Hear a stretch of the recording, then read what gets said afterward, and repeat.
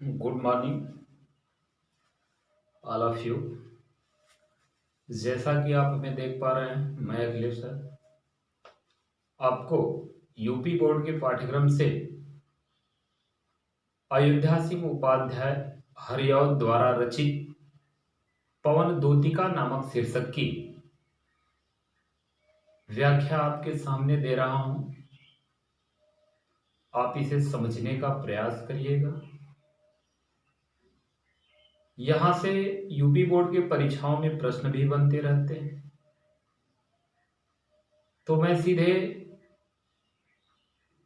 इस प्रकरण पर आता हूं। उससे पहले आपसे मैं आग्रह करता हूं कि जितने भी बच्चे 9 से 12 तक के हैं, उन बच्चों के लिए अब कुछ न कुछ पाठ्य सामग्री मैं उपलब्ध कराऊंगा और ये सारी पाठ्य सामग्री फ्री ऑफ कॉस्ट होगी। इसका कोई मूल्य आपसे नहीं लिया जाएगा।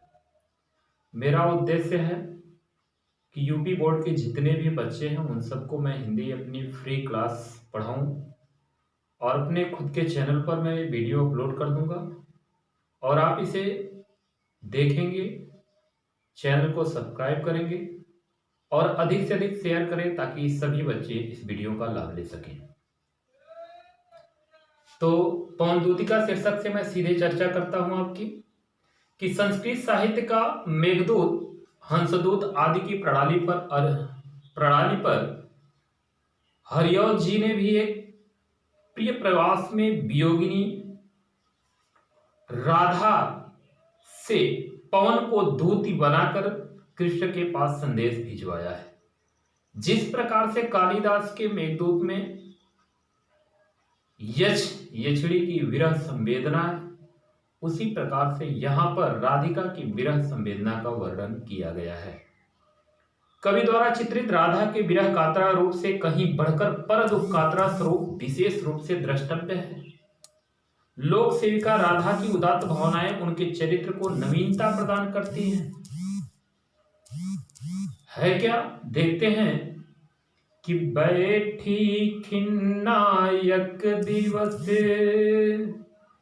वे गेह में थी अकेली, आके आंसू दृग युगल में थे धरा को भिगोते, आई धीरे इस सदन में पुष्प की सगंध को ले, प्रात वाली सुपवन इसी काल वातायनों से, संतापों को विपुल बढ़ता देख के दुखिता हो, धीरे बोली सदुख उससे श्रीमती राधिकायो, प्यारी प्रातः पवन इतना क्यों मुझे है सताती, क्या तुम भी है कलुषित हुई काल की क्रूरता से।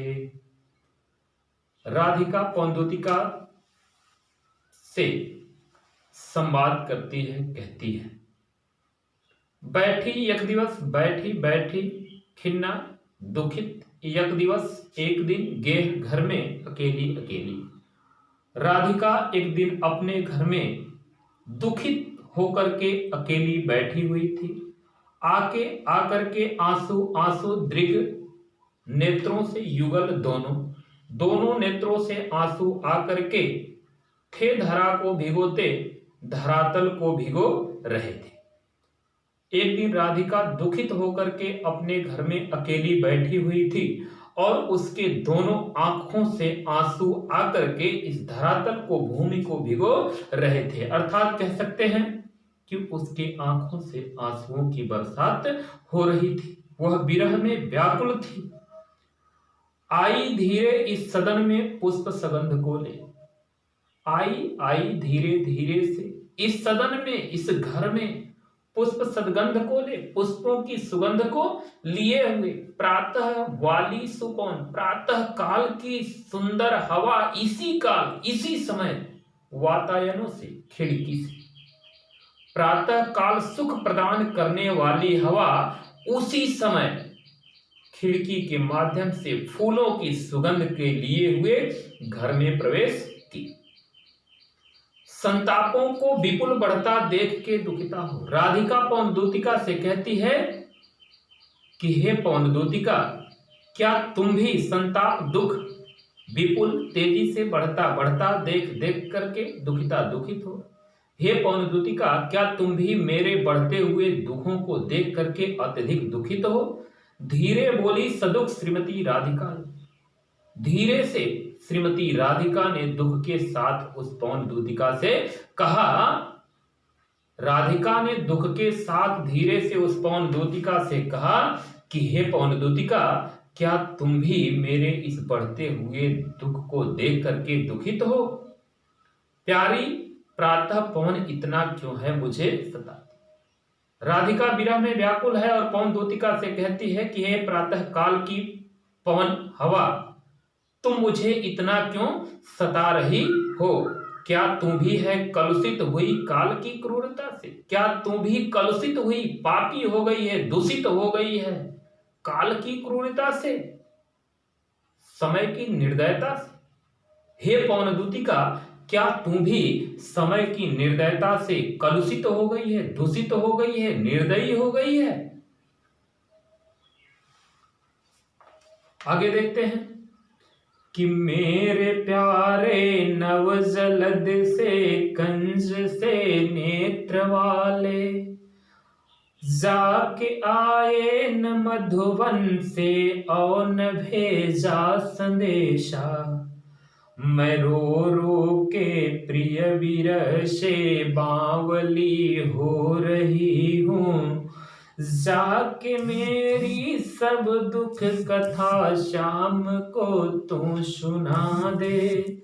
जो ही मेरा भवन तज तू अल्प आगे बढ़ेगी, शोभा वाली सुखद कितनी मंजु कुंजे मिलेंगी। प्यारी छाया मृदुल स्वर से मोह लेगी तुझे वे, तो भी मेरा दुख लख वहां न विश्राम लेना। आगे राधिका पौनद्युतिका से कहती है कि हे पौनद्युतिका, सुनो,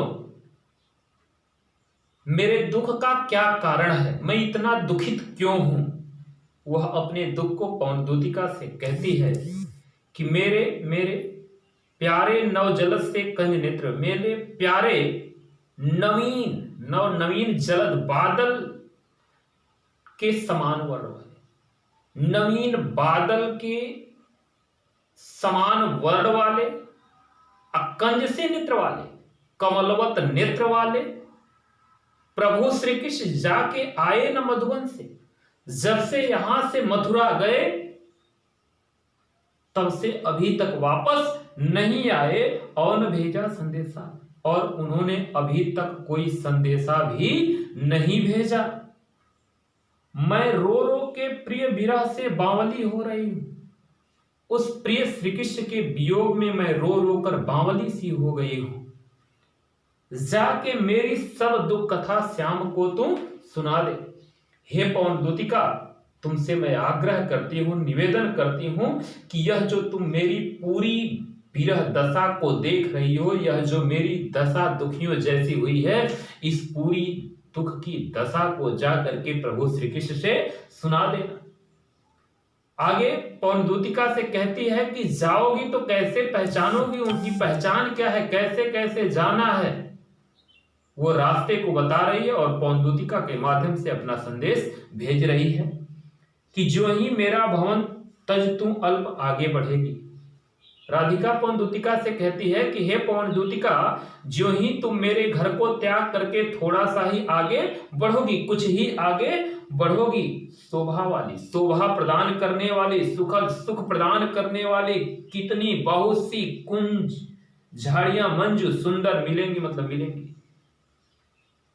शोभा प्रदान करने वाली, सुख देने वाली बहुत ही सुंदर सुंदर झाड़ियां मिलेंगी और उन झाड़ियों की प्यारी छाया मृदुल स्वर से, उनके बीच से निकलने वाली कोमल ध्वनियां तुझे मोहित कर लेंगी, अपनी ओर आकर्षित कर लेंगी। तो भी मेरा दुख लख वहां न जा विश्राम लेना, तब भी तुम मेरे दुखों को याद करना कि मैं कितना दुखित हूं, मेरे दुखों को याद करना और याद करके आगे बढ़ जाना। तुम वहां पर विश्राम मत लेना। एक बार तुम मेरे दुख को याद कर लेना कि मैं कितनी दुखित हूं और उसके बाद तुम वहां से आगे की ओर बढ़ जाना। आगे देखिए कि थोड़ा आगे सरस रो का धाम सतपुष्प वाला, अच्छे अच्छे बहुद्रुम लतावन सौंदर्यशाली,